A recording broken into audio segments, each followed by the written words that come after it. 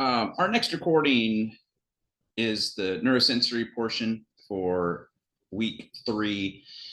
This is the one I was mentioning to you. It's probably not going to need a ton of explanation for. One of the basic ideas behind the nervous system, as we discussed previously, is there's a lot of subdivisions to help organize it a little bit better.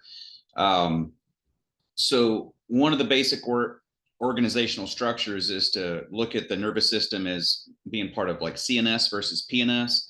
And then another division of the nervous system was looking at it from, like, say, a sensory and a motor perspective. So neurosensory can end up being its own study. And if you were to think of, well, what would the opposite of that be? It would be some type of neuromotor. And the neuromotor was the thing I was telling you previously was subdivided into somatic, which we usually do what's called neuromuscular phys to determine that. That would be similar to your chapter in muscle physiology, like skeletal muscles. They're volitional. Use acetylcholine at the neuromuscular junction, and that causes depolarization, and that makes the calcium seep out of the sarcoplasmic reticulum. That's neuromuscle phys, and it causes skeletal muscle contraction. So neurosensory is a subdivision of the nervous system, and then neuromotor could be another functional division of the nervous system, in which we have skeletal muscle control, and then we have all the other stuff. So since we're not going to worry too much about skeletal muscle control right now, all the other stuff kind of gets described in autonomics and endocrine. So we are, again, kind of subdividing it functionally, but the naming system just doesn't match up like you would expect it to. So neurosensory picks up and receives stimulus from the environment, both internal and external. And neuromotor is the part that's controlling effectors. But again, neuromotor can be talking about control of skeletal muscles, which is more somatic motor efferent signals, or you can control the organs and the various systems of the body, which most of that's controlled through autonomics and the endocrine system. So I'll be back and we'll go over this together. So one of the things I was telling you about neurosensory, I've already opened mine up, but once you get into it, it just talks about the various different types of sensations we get from organs. And when you use terms like somatosensory versus viscerosensory, those are the ones that maybe we can consciously feel versus ones that are consistently monitored, but it's not something that we're primarily aware of. You know, it's not in the forefront of our minds. So I'm aware when somebody's actively touching my skin, but I'm not so actively aware of what my blood pH is right now, right? I couldn't tell you exactly what it was right now. Certainly there would be signs and symptoms if it was too high or too low, but I am not consciously aware of where I am right this moment. But again, if you were to touch me on the knee, am I consciously aware of that? Yes. Therefore, that's a type of somatosensory versus things that occur inside the body or inside internal organs or vessels. That's usually viscerosensory. So that's one of the big subdivisions of neurosensory, right? Everything just keeps having more and more divisions. And then you also end up having the special senses, and special senses are sometimes subdivided from what's called the general senses. General senses are things that we can pick up in many parts of the body. Like I can pick up pH in my intestines. I can pick up pH in my stomach. I can pick up pH in my blood vessels. So that's more general. I can pick up touch in various parts of my body. I can touch my forearm. I can feel that. I can touch my knee. I feel that. I can touch my belly button. I feel that. But special senses are special because they're usually picking up something unique, and it's typically confined to the skull. So that's where you get things like vision, hearing, taste, smell, and equilibrium. So this just kind of gives you a general overview of neurosensory as a whole. And then it just talks about all the parts and pieces that are involved with that, right? Like, for example, when you get into different types of receptors, you know, some receptors pick up things like touch. Some receptors are picking things like temperature. Some receptors are picking up things like pain. And even amongst the ones that are picking up touch, there's different types of touch. There's different types of pressure, right? So it gets in and it names most of those things. And I think you've probably seen this list before. I think we did go over this in an earlier anatomy course, but the ones that we tend to always mention the most are things like Meissner's corpuscles, which are fairly sensitive to touch. Like these pick up fine touch, 2-point discrimination touch. They're the ones that we found in the glabrous portions of the skin. That was that unique word that we had used at that one time. It was the ones that I told you to remember: lips, nips, and tips. Like parts of the body that are glabrous portions of the body are hairless portions. So my lips don't have hair on them. My palms and the soles of my feet don't have hair on them, so my fingertips wouldn't have hair either. And nipples don't tend to have hair on them. And in those places, you tend to find high concentrations of Meissner's corpuscles. So what does that mean? That means they're very sensitive to things like touch, right? So that was one that we had mentioned in particular. And then another one that gets asked about a lot, because, and we did mention this one earlier, is the Pacinian corpuscles. So to help you remember that one, I kind of highlighted the P in Pacinian, and I think there's actually an extra C that should be right here. But I also highlighted the P in deep pressure. So these are located deeper in the dermal tissue, and they're harder to stimulate. So it would take more compression to stimulate one of these highly encapsulated Pacinian corpuscles than it would be to stimulate, say, a very superficially located Meissner corpuscle. So these Meissner's corpuscles pick up light touch, discriminative touch, while these Pacinian corpuscles pick up deep pressure. And just by their physical location, that kind of makes sense. But most of the time, we just kind of memorize these things. And then another trick I always told you back in the early anatomies is anytime you see superlatives, you memorize those too. So some of the other things that get mentioned are like Merkel disc, because they pick up lowest frequency vibration. EST is a superlative. Hair end organs are the most sensitive of all tactile receptors. So again, if a mosquito lands on my skin, I'm not necessarily going to pick that up with any of these receptors, except for maybe the hair end organ. So if that mosquito happens to hit one of my leg hairs or my arm hairs, I might feel that, because the hair end organ is the most sensitive of all tactile receptors. So this is what a lot of this chapter is like. It's just terminology and words that are associated with different types of receptors, different types of sensation, and many of them we've already described before. Like, for example, again, what's the difference between, somato versus viscero? Am I consciously aware of it, or is this something that's subconscious? So let me just go through a few highlights, and then we're going to skip right into cranial nerves, because cranial nerves is one of the more difficult things to memorize. So we'll do that one more time, because repetition is the key. Just in case I didn't ever talk about the proprioceptive receptors before, we'll do that one more time. When you're doing proprioception, again, proprioception is three things. And typically, when I think about proprioception, there's a few subjects that would come up in. For example, dorsal columns picks up light touch, light pressure, and proprioceptive sense, proprioception. If you end up having diabetic peripheral neuropathy, that ends up messing up some of your proprioceptive senses. So a lot of times people with diabetes and peripheral neuropathy, they have to get proprioceptive training. But we also described what this word means, and it's three things. It picks up the sensation of muscle stretch. It picks up the sensation of tendon tension. And then it picks up the sensation of joint, like a joint angle or joint position awareness. So together, it tells me where the body is in space without me having to look at it. So if I close my eyes right now, I can tell that my hand is facing down and maybe my index finger is pointing up, right? So that's proprioception. I'm able to feel where my body is in space. When you get into certain types of receptors that help us pick up proprioception, the ones that pick up muscle stretch and tendon tension specifically are named here, like we have things called muscle spindle fibers, and that picks up muscle stretch. And you have Golgi tendon organs that pick up tendon tension. You'll notice alongside that, it says one's excitatory in nature and the other one's inhibitory in nature. So let me explain that real quick. Your body has these naturally occurring like mechanisms that can help keep us balanced, keep us upright. So we have righting reflexes. Like if you tilt me, I can tilt back. So that's kind of what this muscle spindle fiber is doing.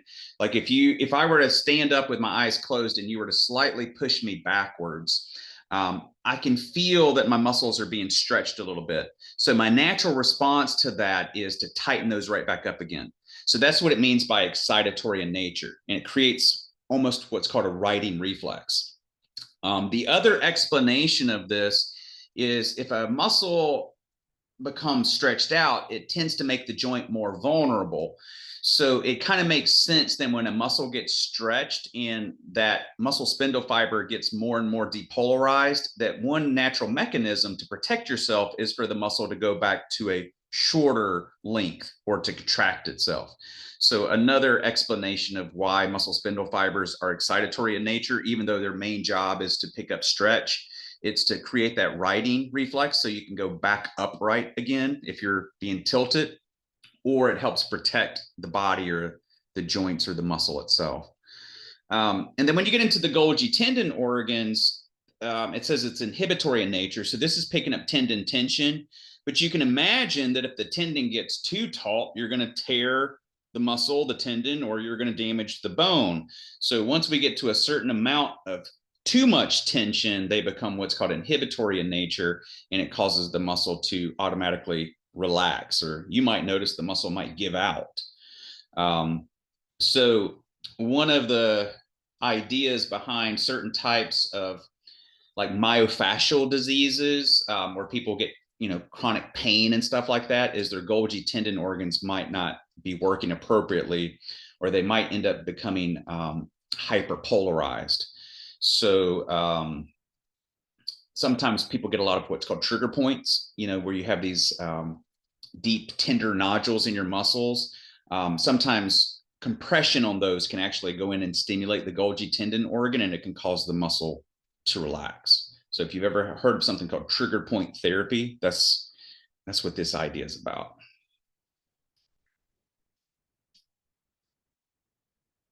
Let's see. Chemoreceptors pick up chemical change in the body. So there's many different types. Again, I'm not going to read everything to you, but sometimes when we think about chemoreceptors, we don't think about all the different things that we perceive as chemicals. But blood oxygen and blood carbon dioxide saturation in the blood is a form of chemical reception. Blood sugar is a form of chemical reception.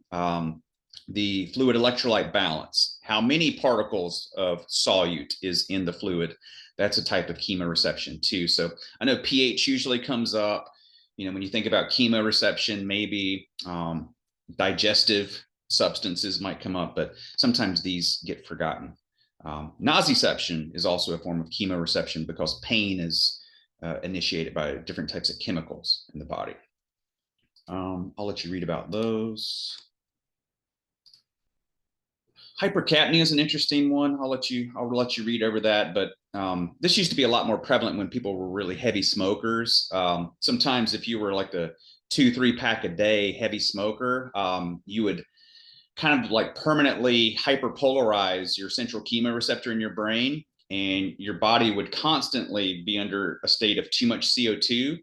So that stopped being the driving force for breathing. So that's not good.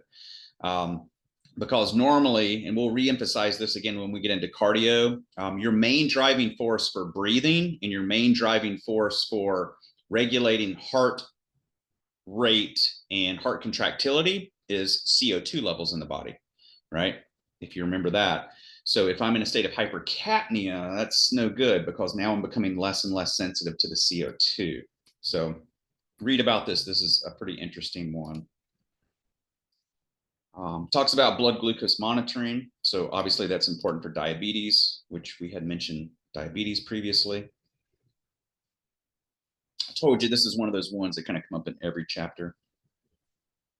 And osmoreceptors, again, when you're talking about osmoregulation, that's fluid electrolyte balance.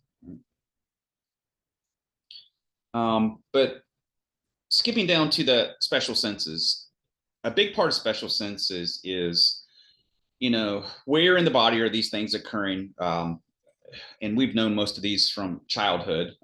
Smell occurs in the nose, auditory sense occurs in the ears. One of the things that might throw us off a little bit is when you add the more anatomical or the more physiological term to it. So olfaction is the same thing as saying smell. Gustation is the same thing as saying taste. Audition is the unusual word for hearing or auditory sense. Equilibrium kind of goes along with our ability to right and balance ourselves. And obviously vision is a form of interpreting light stimulus. So sometimes just memorizing the more scientific term for the different special senses. But then the other part is, what cranial nerve is associated with it. So that's where people always tend to have a little bit of a hard time. So pretty much for the rest of our little discussion today, I'm just going to go over the little mnemonic for cranial nerves again. The rest of it is just the way you received it in Anatomy 1. I don't think anything's different there. So what are we picking up? Vision, smell, hearing. This actually gets into different parts of the ear as well. But a lot of the questions are going to be which cranial nerve carries this special sense. So when you get into the cranial nerves, here's our little chart. I typically tell people start with the names first. So you want to memorize the 12 cranial nerves in order. So that's where the O wants one takes their anatomy finals. Very good. Vacations are heavenly, right? So first letter is what we're trying to reference here. So olfactory, optic, oculomotor, trochlear, trigeminal, abducens, facial, vestibulocochlear, glossopharyngeal, vagus, accessory, hypoglossal. So you memorize the mnemonic first, and then you say it to yourself out loud. And then you just take like a blank sheet of paper just like this, and you say, oh, once one takes their anatomy finals, very good vacations are heavenly. Oh, once one takes their anatomy finals, very good vacations are heavenly. And then you do that 9 times. You just write that out 9 times, and then you just practice filling it in. And that's how you can learn it the fastest. That's how you learn the sequence the fastest. So again, at first you're going to get some of them right, like olfactory, optic, oculomotor, troch, something, try, something, ab, something. And then you're like, I got to go back and read it. So you go back and read it, and then you try it again. Olfactory, optic, oculomotor, trochlear, trigeminal, abducens, facial, right? And then you keep trying to do it about 9 times and you'll have it. So once you have your 12 cranial nerves, and again, you need to make sure you know what Roman numeral is associated with those, because that's synonymous with. That's not, cranial nerve 1 is not just saying, it is, but it's not. It's not just saying this is our first cranial nerve. Cranial nerve 1, CN Roman numeral 1, is synonymous with olfactory nerve. It's the equivalent of, right? So different from like C1, C2, C3, C4, C5, C6, C7, C8. That's saying the first cervical spinal nerve, second cervical spinal nerve. CN Roman numeral 1 is the same thing as saying olfactory. So that's why we sometimes will write out the word. Sometimes we just write out CN1, because they're synonymous with each other. So you might see both on the test. I might say, which of the following picks up this or does that? And I'll put names, or I'll put Roman numerals, or I'll mix them, right? So CN1 is olfactory, CN2 is optic, CN3 is oculomotor. CN4, trochlear. CN5 is trigeminal. And I'll add the other mnemonic right beside this in just a second, the other one that we mentioned, and it helps a little bit with filling out the function. Functions, you're basically memorizing, but the extra mnemonic that we give you tells you where you have two functions. So olfactory, optic, oculomotor, trochlear, trigeminal, abducens. Whoops. I didn't mean to capitalize that one and not the other ones. It doesn't make any difference. Facial, vestibulocochlear. Vestibulocochlear, again, that's a weird one because it's two nerves that have merged together, the vestibular nerve and the cochlear nerve. So it's going to end up having two functions. Glossopharyngeal. And I know this is messy, but you have the chart. So I'm not worried about penmanship.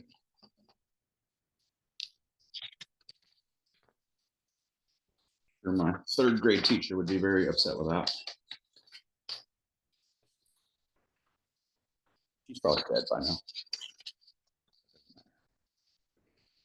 now. Cranial nerve 11.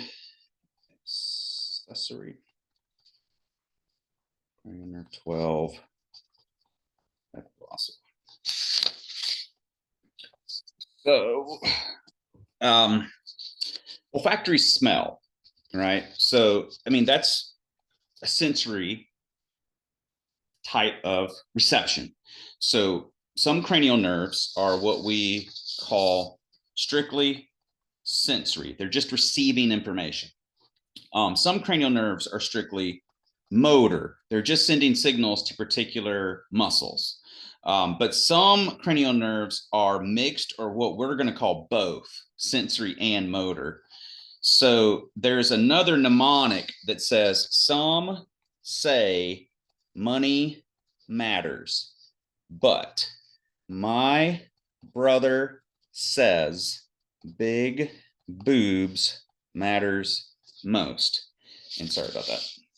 So some say money matters, but my brother says big boobs matters most.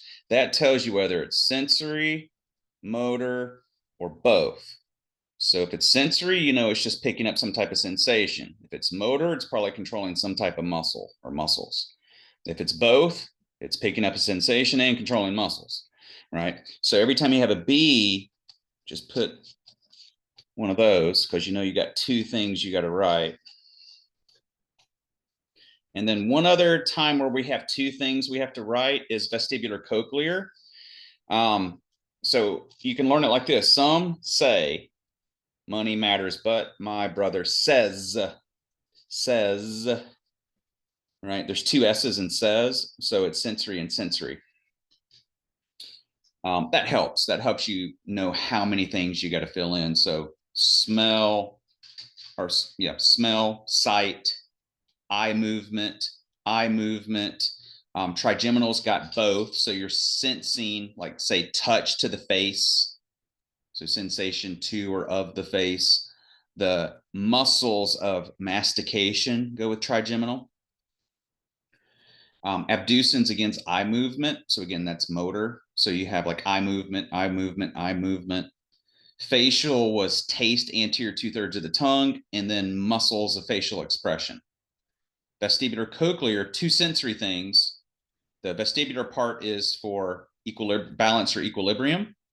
The cochlear part's for sound or auditory sense, hearing.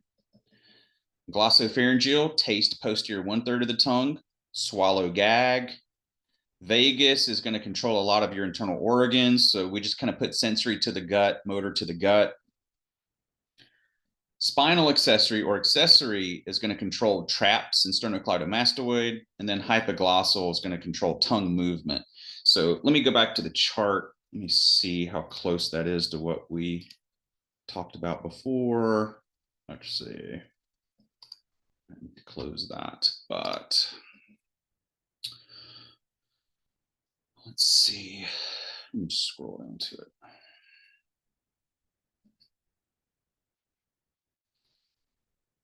So I can write them out for you if you need me to, or I can upload them for you. Eye moves, eye sensation. Yeah, that looks pretty good. So shoulder shrug here with accessory, you know, we shrug our shoulders with our traps, and then sternocleidomastoid is actually, it used to be part of traps and it kind of separated and it came forward to the front of the neck during embryological development. So it's also for sternocleidomastoid. Here, swallowing and speech, I wouldn't go with that. So let me actually write this out for you. I thought I could just, you know, take it easy here, but let me earn the big bucks. So olfactory, smell. Optic is vision. Oculomotor, eye movement. And the reason it says most eye movement is because it ends up doing what's called 4 extrinsic eye muscles. Trochlear does 1, abducens does 1. Each eye has 6 extrinsic eye muscles. Oculomotor does 4, 1 and 1. So that's why it said most eye movement on that chart. This one's also eye movement. Abducens is also eye movement. But trigeminal, let's just say sensory face. Like if I touch the face, can you feel this? So again, imagine this is a face right here.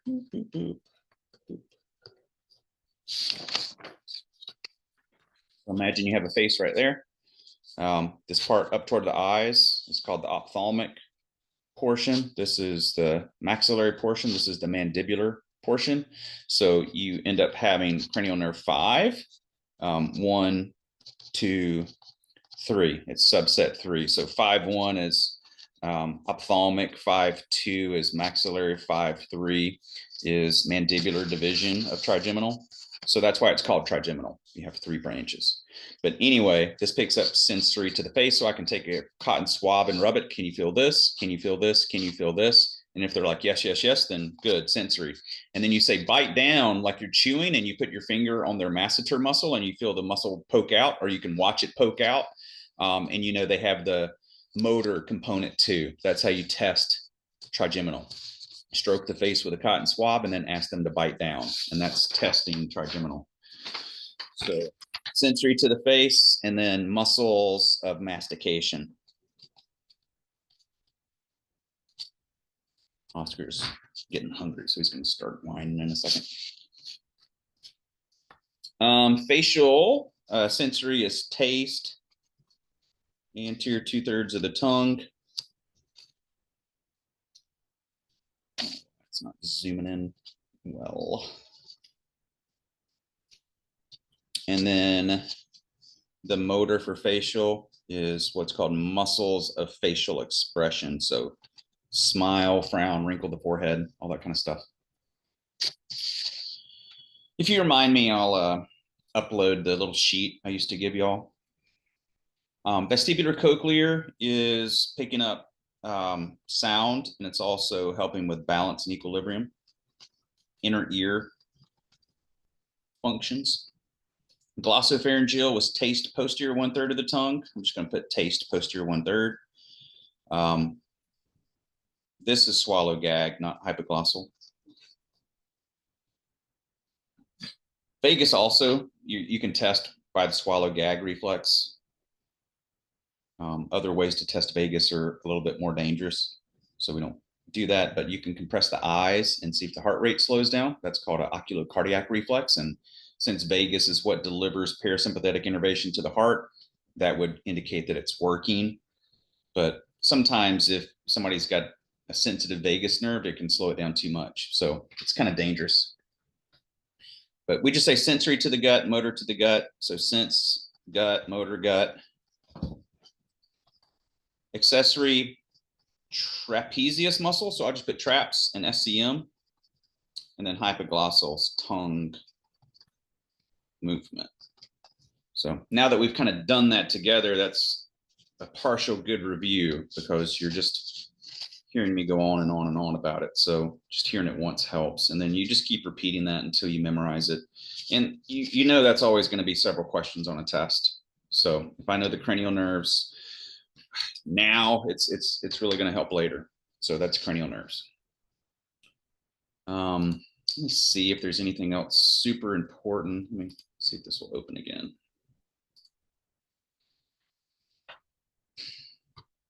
We already covered, this is what was nice about already covering optic chiasma, because that was one of the discussion things on here. Already done that.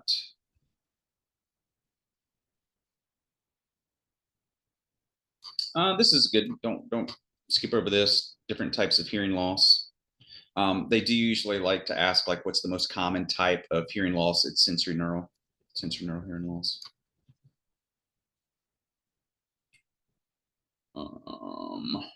If you ever get asked, like, how do we test for hearing loss? Again, you'll probably have to look this up for spelling to be sure, but typically Weber and Rene test. It's Rinne, maybe Weber and Rene.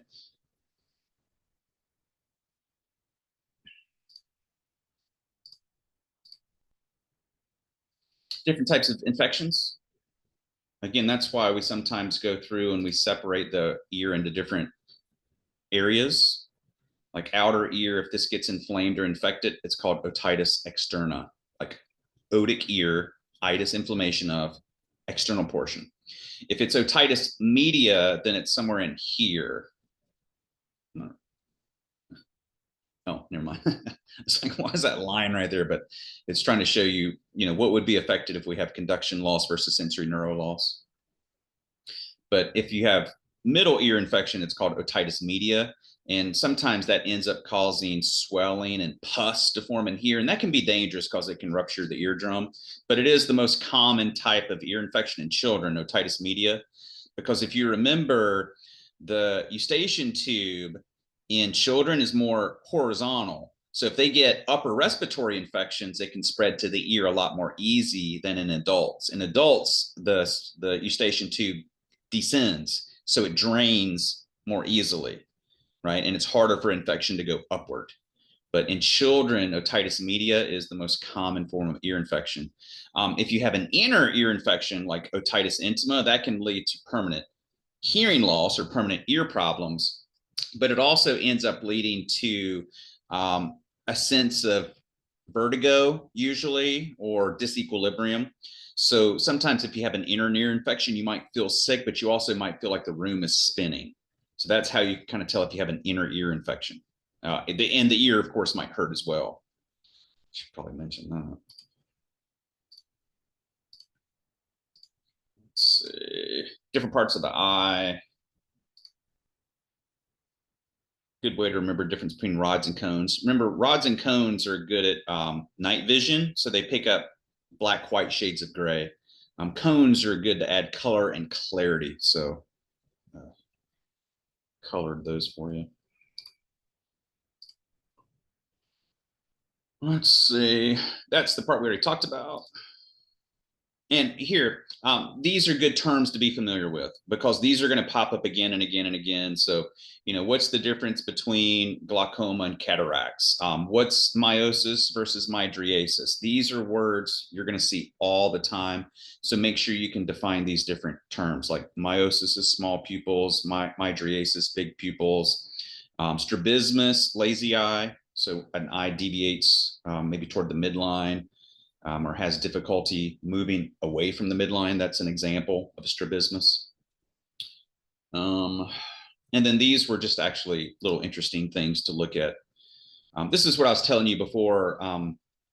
When eyes perceive light stimulus, it's not directly representative of what you're seeing. It's an interpretation of what you're seeing. So a lot of times we fill in gaps the way we think it should be filled in, even if it's not accurate. So that sometimes plays tricks on the eyes. So when you look at this, this looks like it's moving around or like it's wobbly. Like if you tilt your head back and forth and you're trying to look at this, it looks like they're moving. Here, you'll end up seeing black spots that aren't there. And then this one's neat because this color and this color are the same. And the same with here. This color and this color are the same, which is kind of wild, but our eyes are just kind of playing tricks on us. I thought those were always neat little examples. But yeah, that's pretty much it for neurosensory. Very short chapter, not super difficult. to me, don't think about it as extra stuff to study. Think about as extra questions to get right, because these are kind of hard to come up in a way where it would be tricky to ask it. It's just factual information, and there's a clear, definitive answer when you get to these things, like which type of receptor picks up so and so, which one is the most sensitive type of receptor, which cranial nerve is responsible for this. So don't think about this as extra stuff to study. Think about this as freebies on the test, because it's a lot easier than the neuro we just got done doing in the previous chapter. But that's all I really wanted to say about neurosensory. So again, this is the information for week 3. I'll be back here to go over autonomics and endocrine with you. And of course, I'll answer any questions along the way. So if you have questions while I'm gone, you can email me at any time, or you can save them and we can go over them this week in class or after class anytime. So I will talk to you later.